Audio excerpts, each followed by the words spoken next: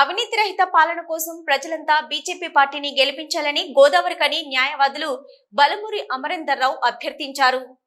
Parliament ఎన్నికల ప్రచారంలో భాగంగా శుక్రవారం సాయంత్రం న్యాయవాదులంతా లక్ష్మీనగర్, కళ్యాణ్ నగర్ లోని షాపులలో తిరుగుతూ పెద్దపల్లి ఎంపీగా గోమాస శ్రీనివాసును గెలిపించాలని కోరారు. దేశంలో సుస్థిర పాలన కావాలన్నా, దేశం అన్ని రంగాల్లో అభివృద్ధి చెందాలన్నా నరేంద్ర మోదీ లాంటి నాయకుడు మళ్లీ ప్రధానిగా ఉండాలని అన్నారు. ప్రజలంతా కమలం పువ్వు గుర్తుకు ఓటు వేసి గోమాస శ్రీనివాసును ఎంపీగా గెలిపించాలని కోరారు. ఈ నెల 13వ తారీఖు నాడు తెలంగాణ రాష్ట్రంలో పార్లమెంటుకు ఎన్నికలు జరగబోతున్నాయి.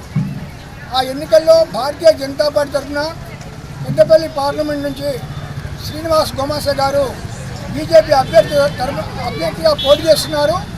దానికోసం అని చెప్పి ఈరోజు దేశం కోసం నరేంద్ర మోడీ గారు పనిచేస్తున్నారు. రోజు 18 గంటలు నరేంద్ర మోడీ గారు దేశం కోసం పనిచేస్తున్నారు.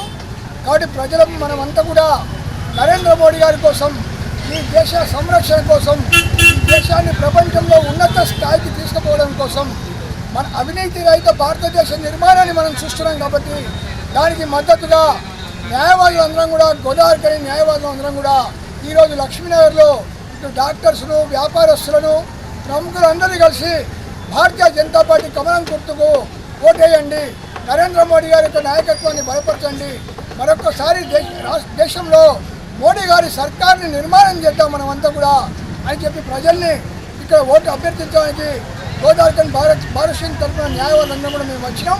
అందరు కూడా పూర్తిగా భారతీయ జనతా పార్టీకి మద్దతు తెలియజేస్తున్నారు.